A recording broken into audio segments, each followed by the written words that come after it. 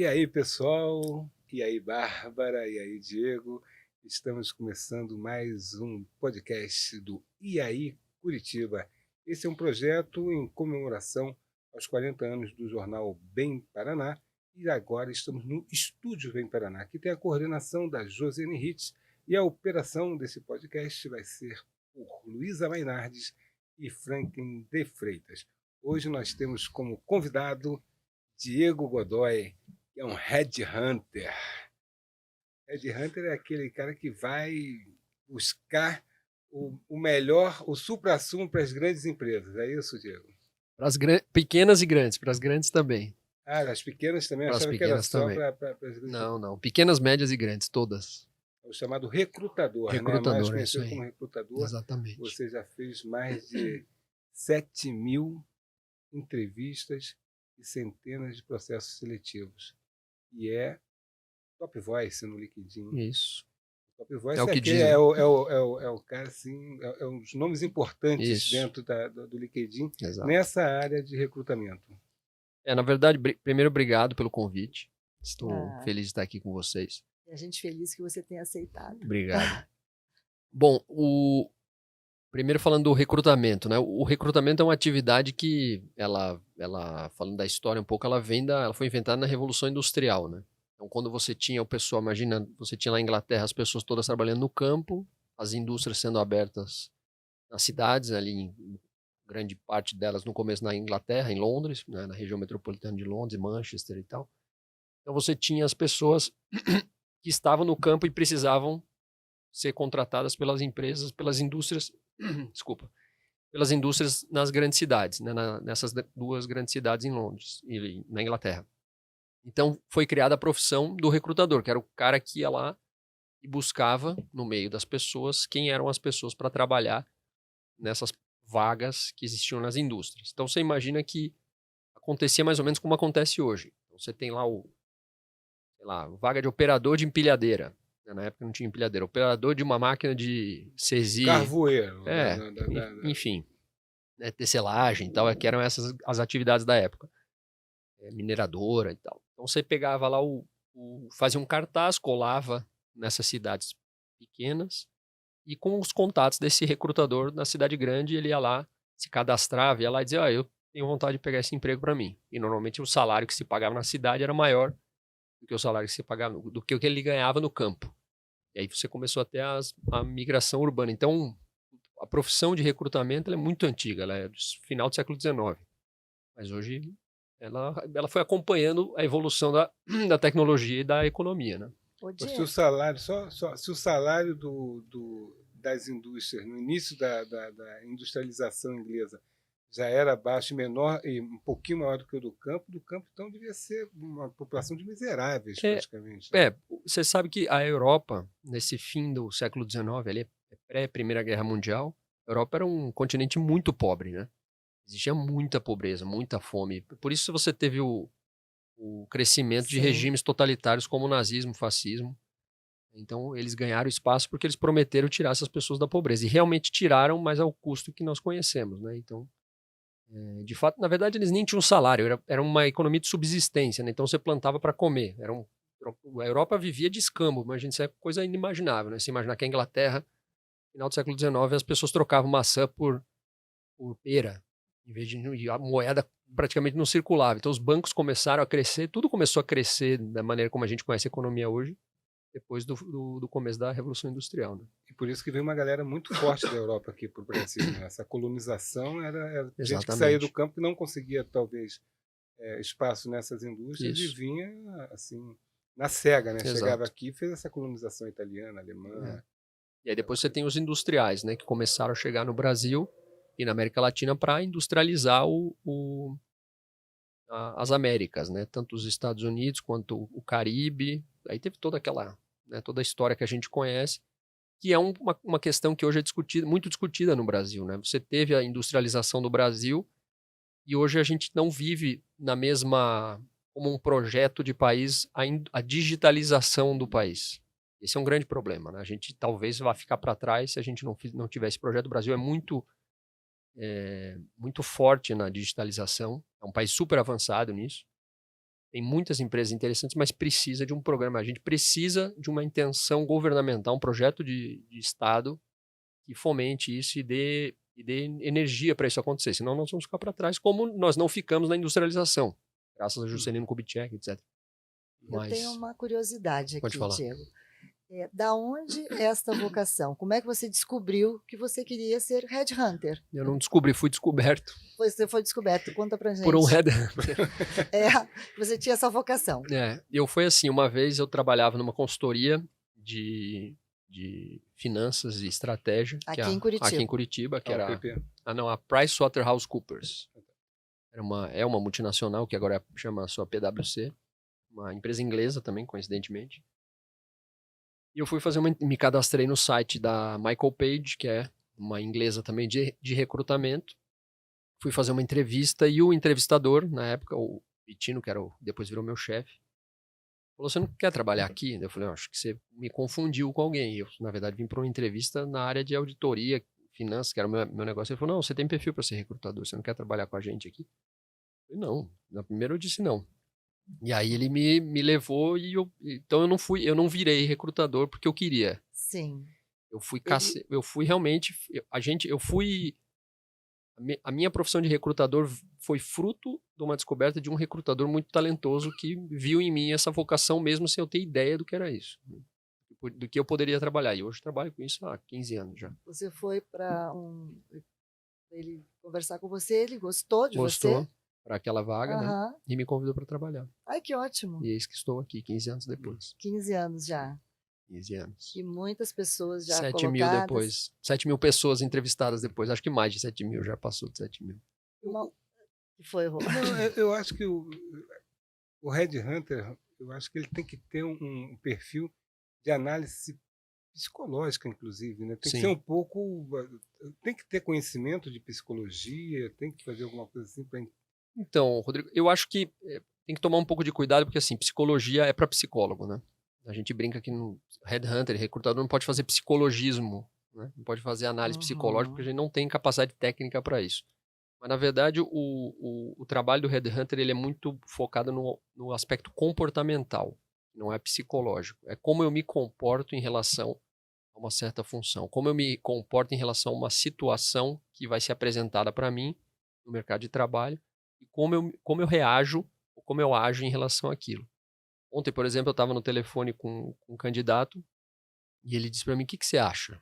Acho que eu aceito? Acho que deu uma vaga para mim? Eu disse: olha, a gente pode analisar vários aspectos, mas tem uma pergunta que só você pode responder. Você tem que olhar para o teu chefe, você tem que olhar para a tua equipe, tem que olhar para a empresa e dizer: eu me vejo trabalhando aqui. Se essa resposta for não, você não vai. Se ela for sim, você vai. E ela só você pode responder. Eu não posso responder por você. Eu quero que você aceite. E se você aceitar, eu vou ganhar dinheiro. Então, eu sempre vou dizer para você aceitar. Mas essa é uma resposta que só você pode ter. Então, o meu trabalho é pegar 50 pessoas, 100 pessoas, e tirar dessas 50, 100 pessoas, 3, 4, 5, e mostrar para o meu cliente, que é a empresa: olha, esses 3 caras aqui, esses 4 caras aqui servem para trabalhar com você nessa função. Então, eles têm as habilidades técnicas, ou seja, ele conhece de finanças, vendas, etc. Mas ele se comporta de uma maneira adequada para atingir o objetivo ou resolver o problema que você quer com essa contratação. É um negócio muito sutil. Eu tenho que entender, na verdade, o segredo do recrutamento não está na análise da pessoa só. Ele está muito no eu entender exatamente o que você quer, você, como meu cliente, quer resolver. Porque às vezes o que você me diz não é exatamente o problema. Por exemplo, volta e meia as pessoas chegam para mim e dizem assim: Diego, eu preciso de um financeiro. Por quê? Ele me conta a história inteira. Na verdade, ele não precisa de um financeiro. Ele precisa de um cara para organizar a área de vendas dele, porque ele tá vendo, tem muito mais produto que ele consegue controlar. Então eu falo: não, o teu problema não é financeiro. Você precisa diminuir a quantidade de produto que você está perdido. É verdade. Então, se eu tivesse indicado um financeiro, provavelmente ele teria contratado e ia dar totalmente errado. Não resolveria. Nada, ia piorar a situação dele, na verdade. Ia ficar mais confuso ainda. E por sorte, talvez seria um cara que ia entender isso depois. Então, o nosso trabalho ele é muito mais profundo que simplesmente ir lá e, você tem perfil. Não tem. Você faz a mediação entre as duas pontas, o cara que está procurando e Isso. o cara que está precisando. Exatamente. Quando o que está precisando chega no que está procurando, não necessariamente ele vai ser contratado por essa empresa, mas ele já chega com uma chancela que você fala, olha, ele é apto. Isso. Mas depende aí também da entrevista que ele vai fazer com o Claro. cara que está Essa procurando. pessoa vai gostar do Sim, dele exatamente. ou não. Na Sim. Você sabe que tem um negócio em recrutamento que ele fica muito claro quando eu uso esse exemplo de praia. O que eu quero dizer com praia e a praia que eu imagino na minha cabeça é completamente diferente da praia que você está pensando e da praia que você está pensando. Uhum. Por mais que vocês vivam juntos ou vocês foram para uma praia ontem, os elementos da praia que você colocou na cabeça é diferente do seu. Agora você imagina eu te dizer isso assim, eu quero uma pessoa que entenda de finanças e é muito complexo. Então, o que eu preciso para fazer um recrutamento? O que eu preciso para avaliar uma pessoa? Eu preciso entender se o que eu estou dizendo para ela está entendendo, e se o que ela está me dizendo faz sentido em relação ao que o outro está procurando. Ou seja, se a empresa conseguiu me passar essa imagem do que ela precisa, e eu consigo entender se o que esse candidato está me dizendo é correspondente com essa imagem que ele me passou. Então é um cenário muito complexo, né? Não é muito simples assim, só que isso leva tempo. Então você só vai ganhar isso com entrevista, com Experiência. experiência. Não tem faculdade que ensine isso. Infelizmente, porque eu gostaria de contratar alguém pronto na faculdade e botar para trabalhar comigo. Diego, sua experiência na Disney. Eu sei que você trabalhou na Disney. Sim. Eu quero que tu me conte isso.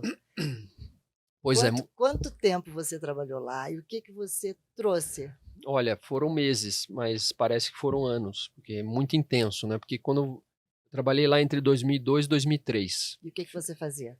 Eu trabalhava numa lanchonete, uma sorveteria e uma cafeteria. De qual parque? Do Magic Kingdom, Do na frente do castelo da Cinderela. Delícia. O segundo melhor parque. Segundo melhor parque da Disney, segundo o Rodrigo, né? Temos divergência nessa opinião. Mas enfim, eu trabalhava lá e você mora dentro da Disney, você mora num condomínio quando você trabalha na Disney, né? Então é muito intenso, você vive a Disney 24 horas por dia. Então, tem um alojamento que você tudo dorme lá. Tudo é lá.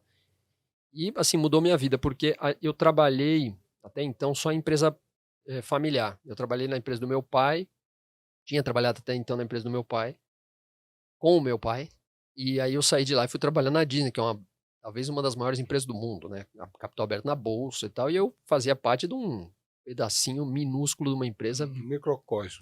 Muito grande. Mas como é que você conseguiu esse emprego na Disney? Tem um processo seletivo no Brasil, que você pode se inscrever. Tem um Headhunter. Tem um Headhunter que vem para o Brasil, o Headhunter da Disney, que vem para o Brasil fazer essas entrevistas. Não era o Mickey. Não, infelizmente não. O Mickey, na verdade, ele é o grande chefe, né? Ele só fica lá esperando a gente chegar. Ele só manda na gente. E então vem um recrutador para o Brasil. Aqui no Brasil tem uma agência, que é aquela STB, que faz o recrutamento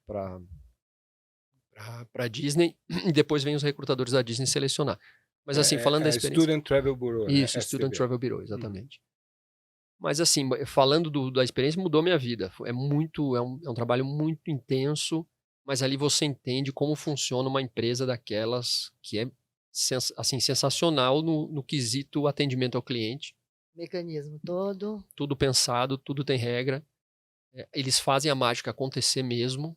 E assim, eu posso contar um exemplo para vocês, por exemplo? Claro.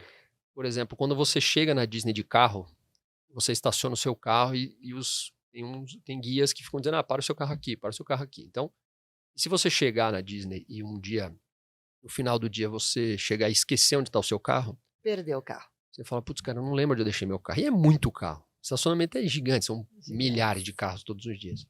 E aí, você fala pro cara do guest service, lá do atendimento ao cliente, você fala assim, olha, eu perdi o meu carro, não sei onde ele tá.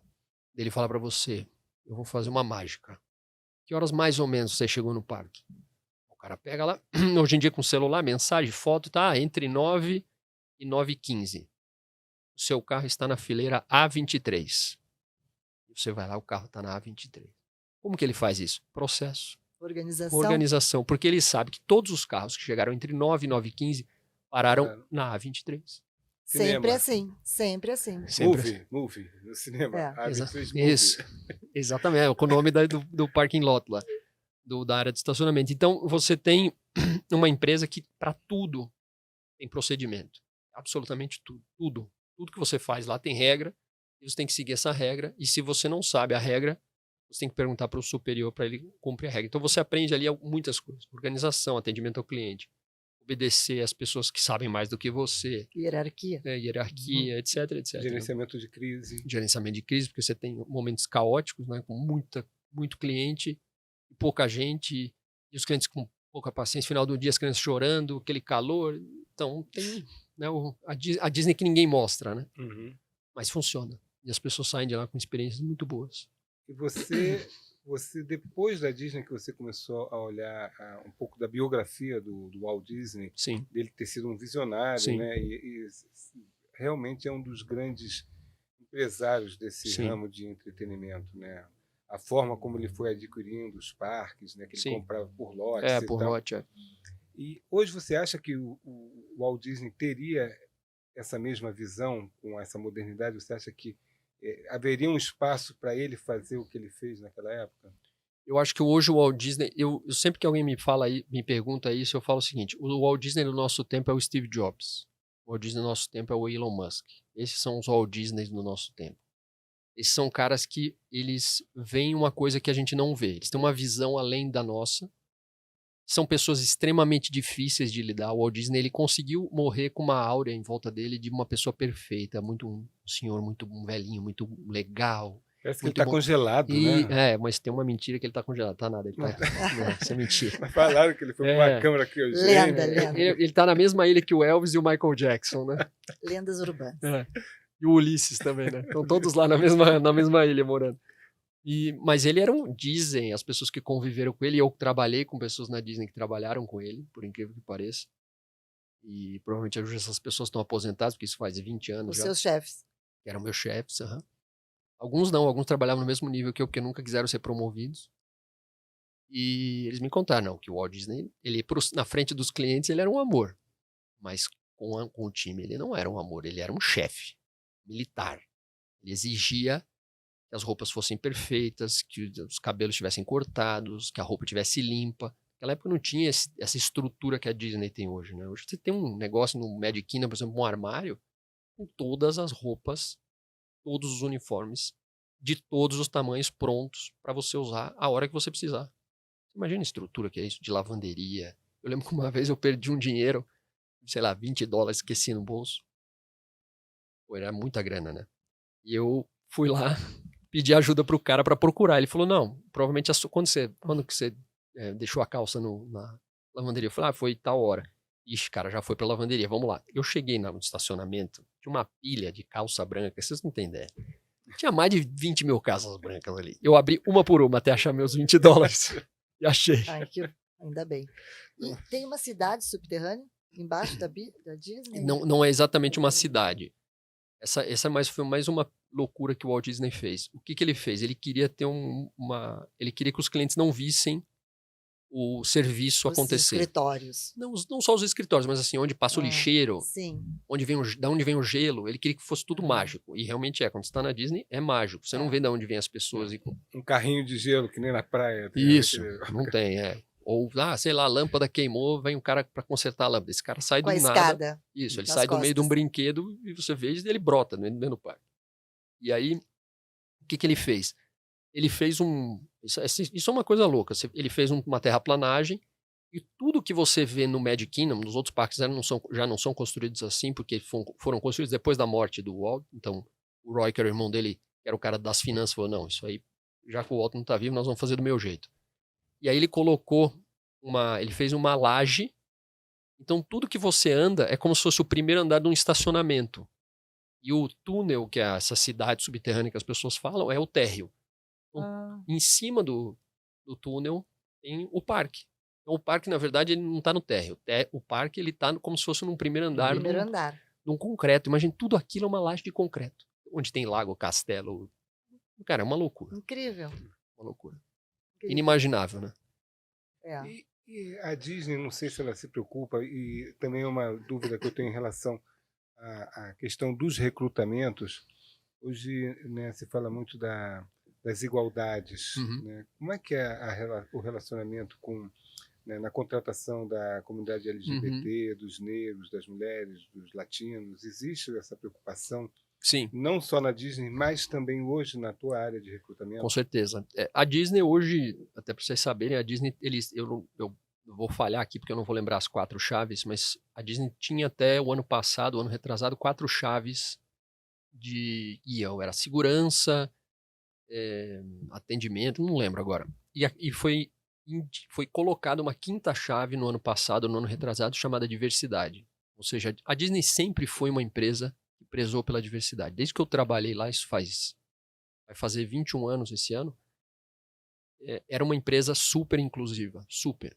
Eu lembro, inclusive, que tinha um lema no RH que chamava-se RAVE, R-A-V-E, que era Respect and Appreciate and Value Everyone. Ou seja, respeitar, gostar e valorizar todo mundo, independente de quem essa pessoa é, como ela é. Por isso que na Disney você vê aposentado, Sim. cadeirante, pessoa com deficiência visual, auditiva, os negros. E nos Estados Unidos tem uma segregação racial muito diferente do Brasil. Acho que é um tema que a gente nem consegue entrar aqui, é muito complexo. E toda a comunidade LGBT+, que é uma comunidade super ativa, que inclusive a Disney está enfrentando problemas na Flórida por causa disso, porque o governo novo da Flórida é ultraconservador É. e a Disney se posicionou contra isso. E eles estão fazendo retaliações tributárias, fiscais contra a Disney por causa desse posicionamento. Então você vê. Mas isso eu acho fantástico por um motivo principal, que é assim, o Walt Disney ele dizia que tudo que não se adapta ao tempo, as pessoas perdem o interesse. Então assim, não adianta a Disney dizer que ela é inovadora em tecnologia, em criar personagem, e não acompanhar a evolução.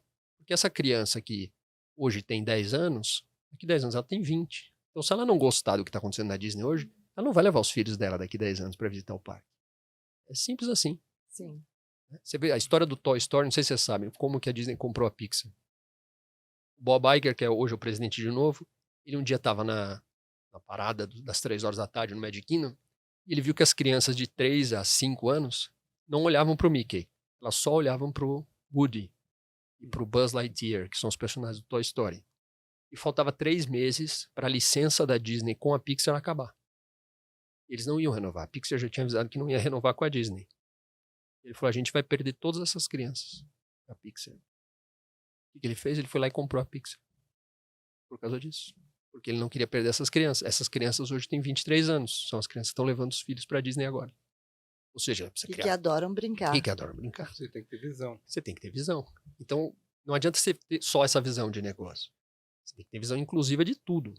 Inclusive nessa área do entretenimento, porque o meu primeiro contato com o Disney foi através dos quadrinhos. Uhum. Mas hoje os quadrinhos, ninguém mais lê os Não, quadrinhos. É uma difícil, coisa absolutamente anacrônica. É chato, inclusive. Chato, Mas aí ela se transformou e virou a questão dos filmes, que Sim. sempre foi o forte, né? Sim. Desde de Branca de Neve, o Walt aqueles Disney, clássicos. ele começou com os filmes, né? A história começa com os filmes. O Walt Disney começa com os filmes. Tem uma história fantástica dele, que ele perdeu o primeiro personagem dele, que é o Oswald, para o dono da MGM, se eu não me engano, que depois ele comprou a MGM também. Então essa história de comprar as empresas é uma história recorrente. Então tudo isso eu acho fantástico, porque o legado da Disney... A Disney é uma empresa que prova, que cultura, isso que você falou dos 40 anos do Bem Paraná, por exemplo. É muito difícil hoje em dia uma empresa, 40 anos, manter o que o fundador disse lá há 40 anos. E não mantém isso porque a gente não quer mudar. Não, porque o espírito do negócio que fez dar certo tem que estar vivo. E se você matar isso, você mata o negócio. As pessoas não compram a Disney porque ela é legal. Elas compram porque tem uma alma. Só quem já foi lá sabe que tem uma alma aquele negócio ali. Você pode pagar o dinheiro que for, você quer voltar lá. Né? Você vê um filme da Branca de Neve que foi filmado, foi desenhado na década de 30, você chora com aquele filme. Assim, e o cara era inovador, não sei se vocês sabem, o Walt Disney ganhou o primeiro Oscar pelos efeitos especiais. A água que aparece no filme da Branca de Neve, na hora que os passarinhos vão beber água, os caras quando viram aquilo falaram, cara, como que esse cara desenhou essa água? A água era água. O Walt Disney, ele inovou desde o começo. Ele faliu por causa daquele filme. Mas ele ganhou todos os Oscars possíveis na época. E fez o que ele fez, né? Então, é tradição ali, né? O negócio. E tudo vai exatamente, é uma evolução, né? Dos filmes para os quadrinhos, dos quadrinhos para os novos filmes, para aqueles filmes que eram animações, agora viram aquela. Como é que fala quando é? Live action? Live action, Live exatamente. action. Tem uns que dão certo, tem uns que não tanto. Exatamente. Né? Não, e tem brinquedos na Disney que se mantêm, Sim. que não saíram, mas tem outros que saem. Sim, morrem. Porque estão sempre se inovando. Eu acho Porque isso tem sensacional. Tem o legado, né? Tem algumas coisas que eles fazem, por exemplo, aquele It's a Small World, que é o pequenininho, aquele que os brinquedinhos cantam It's a Small World After All. Aquele brinquedo, se você andar nele hoje, você fala, cara, isso aqui é a coisa mais engraçado, que é muito antigo. Aquilo é um monte de boneco de papel dançando repetitivamente com uma música tocando, um cenário super, como você falou, anacrônico, né? Muito velho. É um clássico. Mas por que ela tá lá? Para lembrar que um dia começou daquele jeito. É um clássico ali dentro. E tem uma coisa de... É história, né? História, exatamente. Tem várias histórias na Disney, muitas coisas, eles guardam isso como se fossem amuletos, sabe? E o Walt Disney desenhou aquele brinquedo para a Feira Internacional de Paris, que na época agora é essa de Dubai. Ele foi para a Feira Internacional com o It's a Small World. Que o It's a Small World que ele levou para Paris é o que está na Disneyland da Califórnia. Então, olha, imagina, o boneco que está lá foi desenhado e aprovado pelo Walt Disney. Você não pode desligar isso, cara. Você tem que deixar isso ligado para sempre. Não pode tirar isso. Você não pode tirar isso. Não pode tirar o Splash Mountain, que disseram que Tiraram. vai acabar os... Já tiraram. Essa foi horrível. Não tiraram, vão mudar o tema.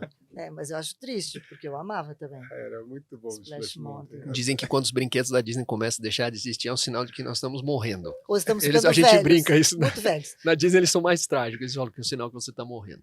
Ai, não. Sério que... Não, mas isso é no backstage. Tá. Não. Lá embaixo, Isso, né? lá no túnel. Onde eu não onde vou. você não vai, Okay, onde eu não sou convidada. Isso. Mas eu acho que eu ia amar trabalhar na Disney. Imagina. E outra coisa que a gente percebe lá, etarismo zero. Pessoas muito... Sim. De 80 anos trabalham lá. Não, e vão se divertir também. Se divertem. Né? Sai do trabalho e vão brincar. Sim, é que a Flórida tem isso também, né? Dos idosos irem morar na Flórida, em motorhomes e tal. Até tem aquele filme, o Nomadland lá, que... E tem muitos voluntários também, né? Não é só, acho que não são remunerados alguns não, são, todos são. Todo mundo trabalha na Disney recebe salário. Eu achei que tivesse até voluntários. Não tem. Todo mundo ali recebe por são hora. São muitas pessoas de idade, muitas que trabalham lá. Muitas. Eu trabalhava com vários, e eram os melhores. Os melhores. Os melhores colegas de trabalho são os velhinhos. Eram, né? E de todas as nacionalidades também. Todas. Todas as nacionalidades também. Não, os velhinhos eram geralmente americanos, né? Os velhinhos, mas as nacionalidades... Sim, tem do mundo inteiro. Do mundo inteiro. Eu adoro a Disney, mas demorei para descobrir isso. Tem muito preconceito, né? Com a história do americano, né? Exato, eu demorei para ir. É um lugar que você vai e a única preocupação, pelo menos eu já fui algumas vezes, a única preocupação é saber se no dia seguinte você vai se divertir tanto quanto no dia anterior. E se diverte. Isso, muito. Às vezes mais. Às vezes mais. É muito bom, é muito bom. Mas vamos falar um pouco, a gente está falando sobre essa evolução que o Disney teve, que os parques tiveram, enfim. E eu acho que é legal a gente falar um pouco da tecnologia em relação à questão dos próprios recrutamentos. Há um medo, eu não sei se é justificado ou não, né, que com o avanço tecnológico e principalmente das inteligências artificiais, que vários postos de trabalho estejam serão substituídos e que tem um crescimento da massa de desempregados. Como é que você vê essa situação? Sim, com certeza isso vai acontecer. Já está acontecendo, né? A gente já viu acontecer. E vai acontecer cada vez mais. O que eu acho, Rodrigo, é o seguinte. Eu não acho, eu tenho certeza disso. O problema do mundo não é desemprego. O problema do mundo é capacitação. Tá? Porque tem vaga. A gente hoje vive um problema no Brasil e no mundo de falta de mão de obra especializada para ocupar as vagas que tem abertas. Só para você ter uma ideia de déficit, dizem que no Brasil até 2030, ou seja, daqui 7 anos, a gente vai ter mais ou menos 8 milhões de vagas abertas em tecnologia sem gente suficientemente qualificada para ocupar. 8 milhões. Bom. Nós temos 13 milhões de desempregados, é isso? 12, 13? Acho que é essa. Ou seja, 75% dos desempregados do Brasil seriam resolvidos, o problema seria resolvido qualificando essas pessoas. Tá? E eu não estou falando de engenheiro de software, tem funções muito simples que poderiam ser, como por exemplo, analista de suporte. É um cara aqui, aquele que a gente conhece como o carinha da TI lá, que formata uma máquina, instala o Office e tal. Isso é uma mão de obra que não tem. Tem tanto que você vê. Um cara que faz isso, ele não precisa trabalhar em empresa nenhuma. Ele vive de bico. Ele cobra 150 aqui, 200, 300 ali. Você vê, o cara ganha um salário muito maior do que se ele trabalhasse numa empresa. Então, o grande problema do mundo é que a gente tem um avanço da tecnologia e a inteligência artificial ela só veio para causar um problema que a gente ainda não tinha. Qual que era? Antigamente, até então, você tinha a substituição do blue collar, que é a turma da fábrica. Então, você ia lá, botava uma tecnologia, você demitia a galera operacional, treinava essa galera para fazer um outro trabalho operacional e trocava por uma máquina. O que começou a acontecer com a inteligência artificial? Ela começou a substituir os white collar, que é o colarinho branco. Qual é o problema? Quando chegou no escritório, aí a turma não gostou. Falou, não, aqui não. Aqui não. O operário pode ser, mas o cara do escritório, não. O cara do escritório vai junto. Agora chegou a sua vez. Então, por isso que tem uma discussão agora. Porque a gente, que é a elite que pensa, vai ser afetada diretamente. Só que, qual que é a minha visão? E eu já estou vendo isso no mercado. Você abre espaço para outras posições, para outras coisas. Que vai sobrar o trabalho que não é o trabalho repetitivo. Por exemplo, resumo de texto. Por exemplo, agora a gente tem lá o trabalho do currículo. Você pega um currículo de um candidato, antigamente eu tinha que ler o currículo inteiro, fazer um resumo e eu ia lá. Ficava 1 hora. Agora eu pego o currículo, jogo no chat GPT, falo, resuma em um parágrafo e gere 6 palavras-chave no final. Em 1 segundo o cara faz para mim. É a mesma coisa de eu ler? Não, não é a mesma coisa de eu ler. Mas eu consigo analisar 100 currículos numa velocidade que antes eu analisava 2, 3. Então isso muda muito a nossa vida. Ou seja, mas o que acontece? Eu consigo fazer mais vagas, ou seja, eu consigo ter mais gente, eu consigo gastar menos e muda a economia. Então a gente não sabe ainda o real impacto, mas com certeza não é um problema só de desemprego, é um problema de capacitação. Por isso que eu falei no começo, o Brasil precisa investir em um programa de digitalização. Já existem países, por exemplo, a Estônia, tem um ministério só para levar gente qualificada para lá. Eles roubam o cara no Brasil. Você não concorre mais com a empresa do outro lado da rua. Você concorre com o cara na Estônia. Entendeu? Que vai pagar você em euro. Você não quer mudar do Brasil, não tem problema. Você fica aí no Brasil remoto e a gente paga em euro. Como que você vai ganhar desse cara? Não ganha, entendeu? Não é E uma a outra coisa competição. que me... Tem 2 coisas que me intrigam aí. Primeiro que, em relação a essa inteligência artificial, as grandes big techs do mundo falam assim, peraí, vamos dar uma pausa agora. Freio, né? Vamos dar um freio. Né? Parece que a gente está vivendo um momento dessa freada para não desenvolver tanto. Não sei se eles estão pensando num cenário apocalíptico, tipo o Exterminador do Futuro, quando as máquinas vão começar a se revoltar contra os seus próprios criadores. Existe esse risco, né? Eu acho que tem um risco disso acontecer sim, não acho que é impossível. Ontem até saiu uma matéria super polêmica, não sei se vocês viram. O cara que pediu demissão do Google, um senhor já, trabalhou a vida inteira com desenvolvimento de inteligência artificial, pediu demissão e deu um super depoimento dizendo que ele se arrepende do que ele fez. Eu vi. Imagina isso. Assim, mas isso, a chance de ser enviesado é de 90%. De um cara tipo Elon Musk ter pago para ele falar isso publicamente, entendeu? Para ter ele do lado dele, fazer. Então, a gente não pode acreditar nisso. Eu não acredito que aquele cara fez isso pelo bem da humanidade. Trabalhou 30 anos no Google, daí pede demissão e faz uma declaração dessa. Ai, gente, me arrependo muito. Então, me arrependo do que eu fiz. Com essa, para mim, não colou. Mas pode ser. Né? Ninguém diz que não. Pode ser. Pode ser. O que eu acho é que a questão da inteligência artificial substituir, eu acredito na singularidade. Não sei se já ouviram falar no conceito de singularidade, que é quando a máquina se junta com o homem. Tem um pensador americano, que ele tem nome japonês, porque ele é filho de japonês, chama Michio Kaku. O professor Michio Kaku, ele fala o seguinte, que um homem, hoje a inteligência artificial tem a inteligência de uma barata. E daqui a 1 ano ela vai ter a inteligência de um rato. Daqui a 10 anos vai ter a inteligência de uma galinha. Daqui a 100 anos, 50 anos, vai ter inteligência do macaco. Aí a gente tem que começar a se preocupar. Mas quando isso acontecer, o homem já vai ter fundido com a tecnologia. Porque a gente não tá nem perto. É um abismo muito grande entre o que a gente tem hoje e o que vai acontecer. O próximo passo é você ter inteligência artificial, as tecnologias vestíveis, que a gente chama as wearable technologies, que a gente já tem alguma coisa aqueles relógios, smartwatches e tal. Mas você tem uma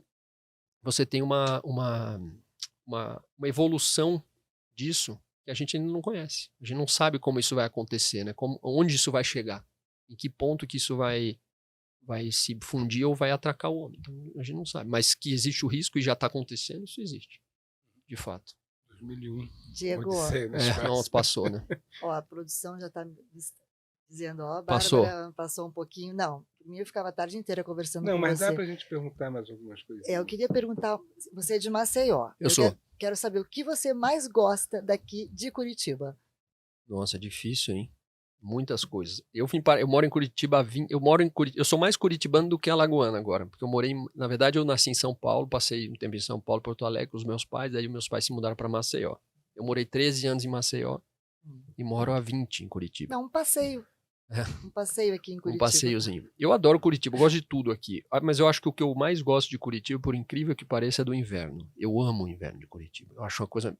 Na verdade, eu vou dizer uma coisa aqui polêmica. Eu odeio o verão de Curitiba.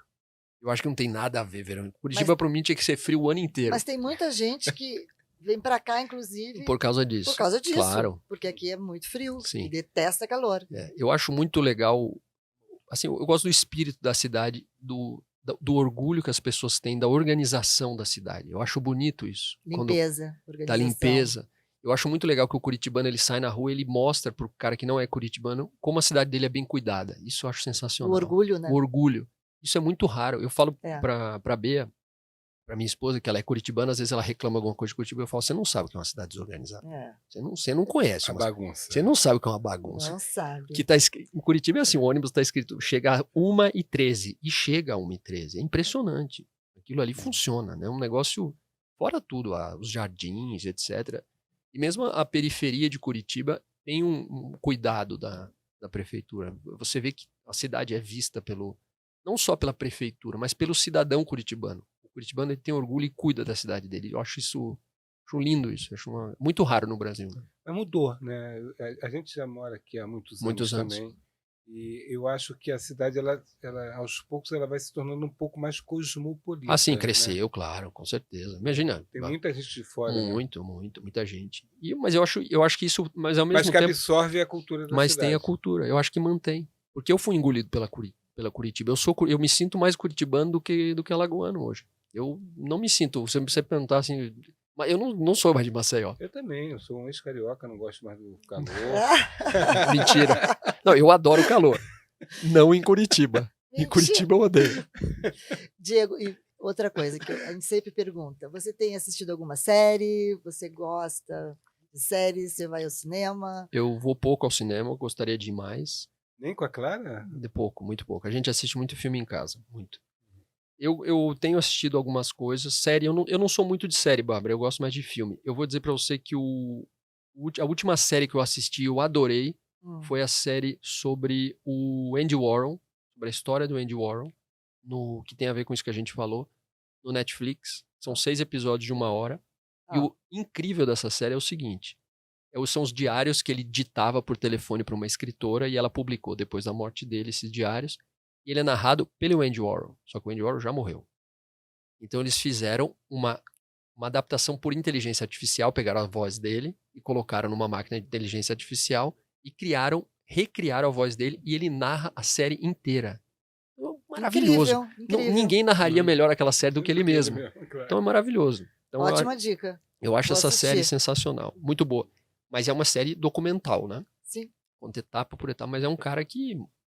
assim, muito do mundo que a gente vê hoje foi criado por ele. Tem uma história nesse filme, nessa série, só pra gente encerrar, talvez, né? Preciso falar que tá passando o tempo, mas eu achei muito legal.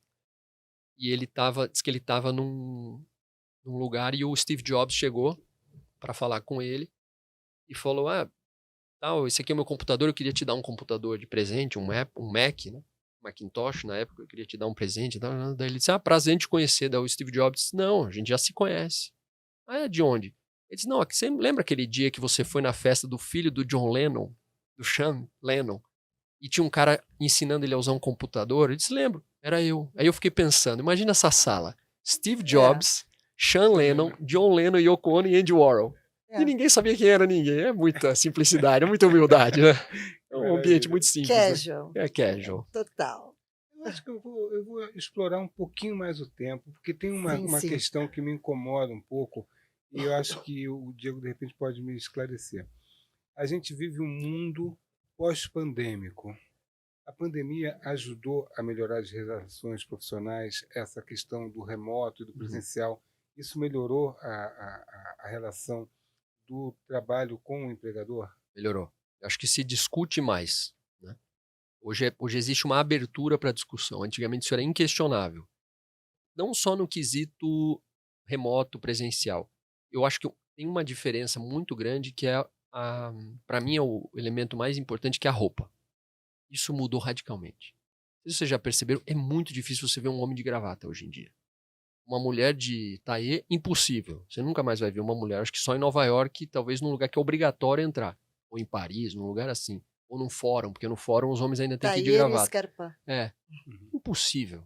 Então acho que essa coisa de... A pandemia, ela simplificou o trabalho, porque ele conseguiu ganhar fronteiras e as pessoas conseguiram ver que funciona. Mas tem limite, tá? Eu acho que... Acho não. Eu percebo que tem coisas que não funcionam da mesma maneira se for remoto. Não funciona. Tem coisa que tem que ser presencial. Por exemplo, esse alinhamento de vaga. Cara, se é presencial é muito melhor do que remotamente. Às vezes não dá, porque eu, por exemplo, tenho um cliente em Aracaju. Eu não vou para Aracaju fazer um alinhamento de vaga. Entendeu? O cliente às vezes não tem nem tempo para isso. Mas funciona, mudou muito. Eu acho que a discussão de ser trazida à mesa foi a melhor coisa. Antes não se discutia, você falava assim, eu vou ficar aqui. O cara, não, como assim você vai ficar aqui? Mas em Curitiba, como é que você vai ficar em Maceió, em Aracaju? Tem que vir aqui. Então, isso mudou. Abriu outras possibilidades. Outras possibilidades, exatamente. E você facilitou muito a vida das pessoas, né? Por exemplo, para as mães, isso foi maravilhoso. Uma mãe com um filho recém-nascido poder ficar em casa 3 vezes por semana e não ter que deixar o filho na creche a partir do fim da licença maternidade, isso dá um conforto para a família irreparável, que, assim, não se mede isso, né? Isso não tem um ganho social. Há controvérsias. Tem mães que estão loucas para sair. Não, com certeza. Eu acho que sim. Não aguentam mais. Não, eu concordo. Eu acho que sim, mas e as que não querem sair? Né? Não, sim. E as que não querem sair? E as que não podem sair? As que não podem, Tem as que não podem sair. Sim, as que não podem. Porque a gente muitas vezes fala Você sabe um negócio interessante que uma vez um cara me falou? O local de trabalho para algumas comunidades, para algumas pessoas, é um avanço social absurdo. E eu nunca tinha pensado nisso. Eu disse, como assim? O cara mora numa casa com 6 irmãos e você quer que o cara faça trabalho remoto? Remoto aonde, cara? O cara não tem onde dormir. Onde ele vai sentar? Onde ele vai ligar o computador dele? Que remoto, cara? O cara não tem onde colocar o computador. Então ele sair de casa, pegar um ônibus, um trem, um carro e ir para o trabalho, é um avanço social absurdo. Isso muda a vida do cara.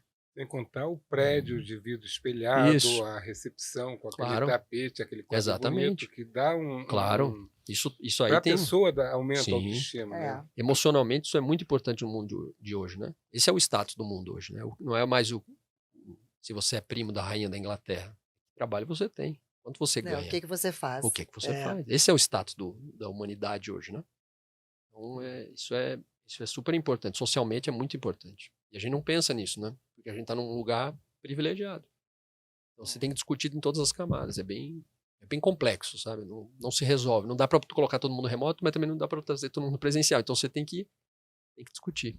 Eu acho muito bom porque veio à tona essa discussão. Isso não era discutido antes. Nem se pensava nisso antes, né? Não. Olha, por mim, eu matei a minha curiosidade que faltava. Você tem mais alguma curiosidade? Não. Eu quero convidar o Diego agora a saborear essas delícias do nosso muito queridíssimo... Ai, nossa, pegar um docinho. Apoiador. A Saint-Germain Ecoville é uma delícia. É uma delícia, Eu adoro tudo de lá. Infelizmente, nosso tempo acabou. Acabou, infelizmente. Diego, muito obrigado. Muito por obrigada, você Diego. ter Obrigado vocês por Eu terem me sei como convidado. você é ocupado. concedido Muito obrigada. um pouco do Mesmo. seu tempo Imagina. aqui. Eu que agradeço vocês terem me convidado. Espero voltar. pra falar Ah, não, mais. acho que você vai ter que voltar muitas outras Ah, vezes, não, porque por tem favor. muito assunto Eu nem aqui. falei da China. Ah, da China, você quer falar? Tá bom. Tem tanto assunto que a gente não falou aqui, Podemos falar da China, de vários assuntos. muitos assuntos. Mas, Diego, muito obrigada. Obrigado a vocês.